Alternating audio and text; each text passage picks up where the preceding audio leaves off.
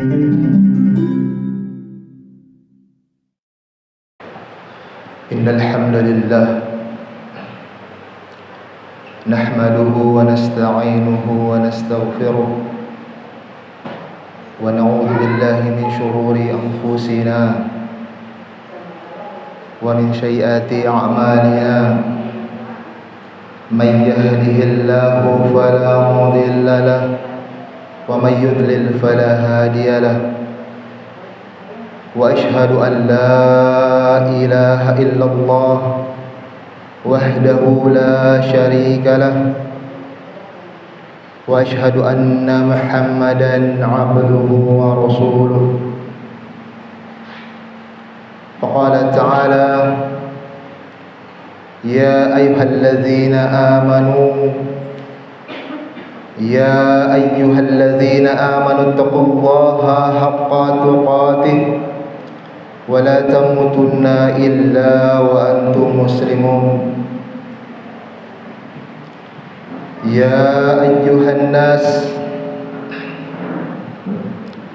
ittaqu rabbakumul ladzi khalaqakum min nafsin wahidah wa khalaqa minha zawjaha wa batha minhuma rijalan katsiran wa nisaa wattaqullaha tasaaluna bihi wal arham innallaha kana 'alaikum raqiba.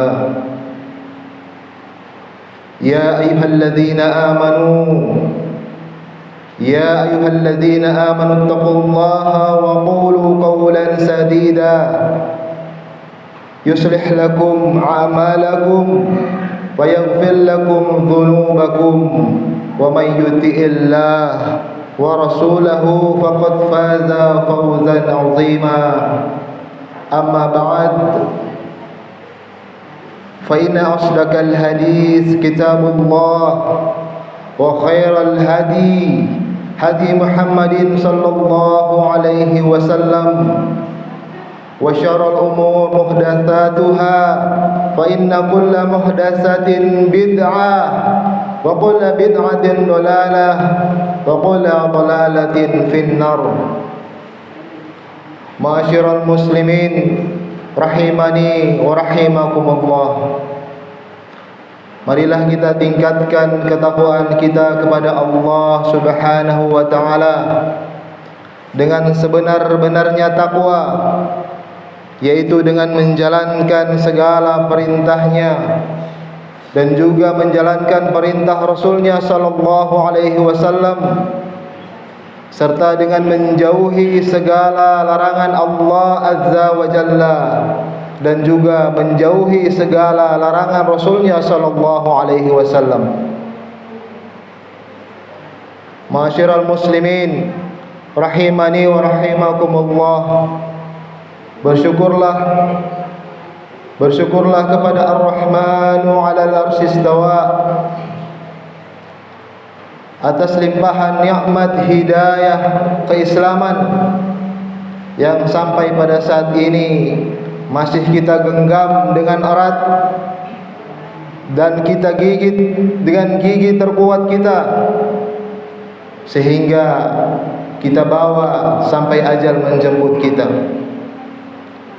Saudaraku yang saya cintai karena Allah, akhir-akhir ini, di akhir zaman ini, banyak kita temui fenomena-fenomena pendakwah yang sibuk berdakwah tapi melupakan kewajibannya, yaitu mendakwahi keluarganya. Mereka menggunakan atribut-atribut keislaman,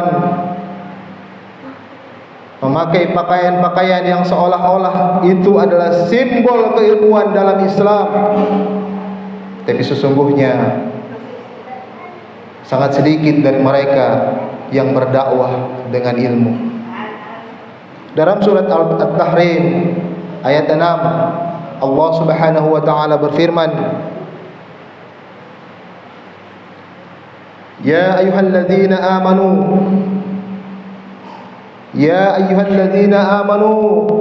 qu anfusakum wa ahlikum nar.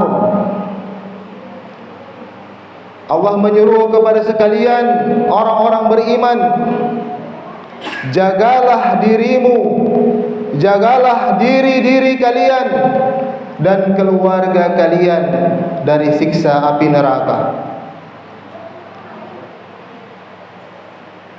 Saudaraku rahimani wa rahimakumullah, ini adalah dalil tentang keutamaan membekali diri kita dengan ilmu syar'i dalam beribadah kepada Allah. Dan ini merupakan dalil bahwa lebih utama, yaitu kewajiban utama para laki-laki adalah mendakwahi keluarga mereka. Allah menyuruhkan kepada kita agar menjaga diri kita dan keluarga kita dari siksa api neraka. Bagaimana mungkin kita bisa menjaga diri dari siksa api neraka, tapi kita tidak mengetahui agama yang syar'i, bagaimana tata cara beribadah, bagaimana tata cara mentauhidkan Allah yang benar, dan bagaimana mungkin kita menjaga keluarga kita apabila kita sibuk berdakwah ke saudara-saudara seiman yang lain, tapi kita lupa mendakwahi keluarga kita. Bagaimana mungkin kita berbicara soal menegakkan salat, tetapi diri kita malas mendatangi masjid ketika dikumandangkannya azan, padahal jarak masjid dari rumah kita hanyalah beberapa langkah. Bagaimana mungkin kita ingin dianggap sebagai orang yang berilmu, tetapi kita membiarkan anak-anak dan istri kita mengumbar auratnya di hadapan umum? Bagaimana bisa kita berdakwah kepada orang lain, tutuplah aurat kalian, tapi di sisi lain kita membiarkan aurat istri dan anak-anak kita terbuka? Kita sibuk mengorek, mencari kesalahan orang lain, tapi kita lupa berdakwah kepada keluarga kita adalah hak yang utama dari anggota keluarga kita. Ajarkan kepada keluarga kita tentang tauhid, mentauhidkan Allah dalam tauhid rububiyah, yaitu mengesahkan Allah dan mengakui Allah lah satu-satunya pencipta dan pemelihara diri kita, sehingga kita tidak terjerumus dalam perkara-perkara kesyirikan, meminta kepada selain Allah, mendatangi kuburan-kuburan yang dianggap keramat, bahkan menyembah orang-orang yang dianggap soleh, yang menyebut diri mereka sebagai Habib, keturunan Rasulullah sallallahu alaihi wasallam, tapi mereka tidak mencerminkan akhlak dan perbuatan Rasulullah sallallahu alaihi wasallam.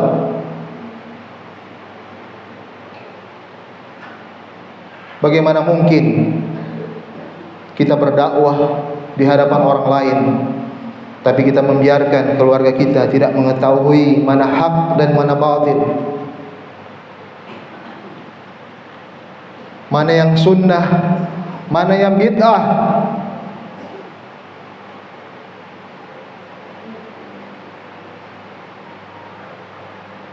Di akhir-akhir ini, beberapa hari yang lalu, kita sibuk menyelenggarakan pemilihan umum, dan kita terlena dengan rame-rame ingin mengetahui siapa pemenang dari pemilihan kontestasi tersebut. Kita lupa bahwa pemenang sesungguhnya dari setiap kontestasi pemilihan umum adalah mereka yang menolak suap dengan keyakinan di dalam diri mereka atas hadis Rasulullah sallallahu alaihi wasallam yang menyuap dan yang disuap dua-duanya di neraka. Itulah pemenang yang sejati, saudaraku yang saya cintai karena Allah. Bagaimana mungkin diri kita dan anak-anak kita mengetahui itu semua, jikalau kita tidak membekali diri kita dengan ilmu syar'i dan membekali keluarga kita dengan ilmu syar'i. Maka janganlah kita bertanya kelak ketika kita tua nanti, anak-anak kita sibuk dengan urusan dunia, sibuk dengan pekerjaan mereka. Mereka lalai dari urusan agama, mereka lalai dari berbakti kepada orang tua mereka. Itu semua dikarenakan karena kesalahan kita tidak mengajarkan ilmu agama kepada anak-anak dan istri kita. Bahkan ada seorang atau beberapa orang yang dianggap pendakwah yang beberapa hari lalu atau beberapa minggu yang lalu bercerita, kita sharing tentang masalah agama, dan di situ mereka mengatakan bahwa landasan mereka beribadah adalah karena kesyirikan dalam hati mereka. Naudzubillahi min zalik. Mereka mengaku secara terbuka bahwa mereka adalah orang-orang musyrik dan menjadikan dalil itu sebagai landasan mereka dalam berdakwah. Saudaraku yang saya cintai karena Allah, fenomena-fenomena ini telah Rasulullah sallallahu alaihi wasallam sampaikan dalam hadis riwayat, ya, hadis yang disampaikan oleh Abu Hurairah, hadis hasan li ghairi. Di situ Rasulullah sallallahu alaihi wasallam bersabda, akan datang di akhir zaman suatu masa yang di dalamnya begitu banyak diisi dengan fitnah, cobaan bagi kaum muslimin, di mana seorang pendusta dianggap benar dan seorang yang benar dianggap pendusta. Seorang yang berilmu dikatakan bodoh dan seorang yang bodoh dikatakan berilmu. Bahkan seorang yang khianat diberikan amanah, sementara orang yang amanah tidak lagi dipercayai. Maka Rasulullah sallallahu alaihi wasallam bersabda, maka di masa itu muncullah satu golongan Ruwaibidah. Para sahabat pun bertanya, ya Rasulullah, apa yang dimaksud dengan Ruwaibidah? Rasulullah sallallahu alaihi wasallam bersabda,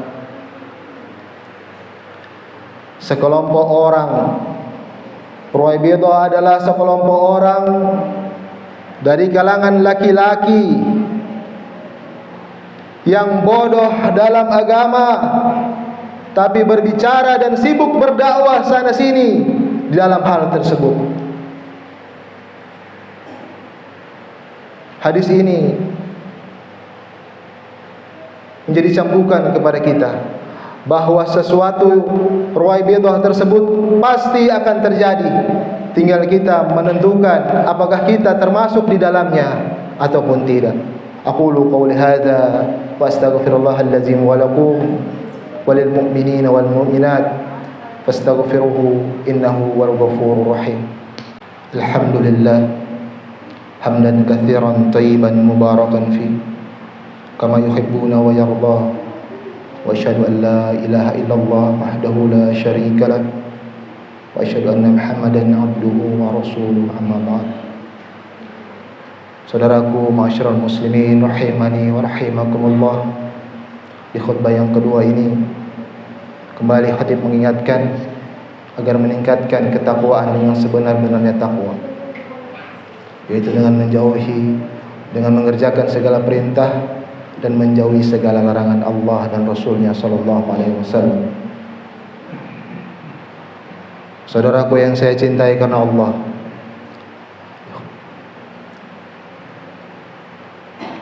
dalam hadis riwayat Bukhari dikisahkan oleh Rasulullah sallallahu alaihi wasallam tentang perjalanan kaum muslimin yang tubuh mereka dikenali dengan tanda-tanda atau bekas salat mereka Benar Rasulullah mengenali mereka atas bekas wudu yang mereka lakukan sepanjang hidup mereka. Di padang mahsyar, sekelompok manusia itu digiring atau ingin menuju satu telaga, di mana telaga itu menunggu baginda Rasulullah sallallahu alaihi wasallam yang dengan antusias dan rindu kepada umatnya, ingin umatnya sama-sama menikmati teduhnya telaga tersebut. Akan tetapi segerombolan atau serombongan manusia tersebut dihalangi oleh para malaikat. Rasulullah sallallahu alaihi wasallam berkata, ummati, itu adalah umatku, mereka adalah umatku. Nampak tanda-tanda wudu, tanda-tanda peribadatan kepada diri mereka, fisik mereka, tapi para malaikat menyanggah Rasulullah sallallahu alaihi wasallam dengan perkataan, ya Rasulullah, sesungguhnya mereka telah melakukan peribadatan baru, telah mengadakan sesuatu yang baru dalam agama ini tanpa sepengetahuan.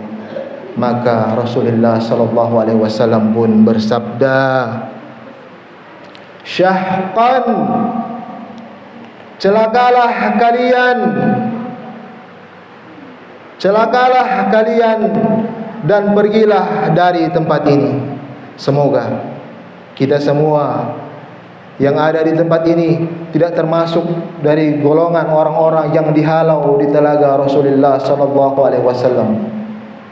Semoga kita termasuk orang-orang yang mencintai Rasulullah secara kafah, secara menyeluruh, dan tidak mencintai Rasulullah secara fisik dan jasmani atau seremonial belaka, melainkan mencintai Rasulullah dengan menghidupkan segala sunnah dan menjauhi segala bid'ah.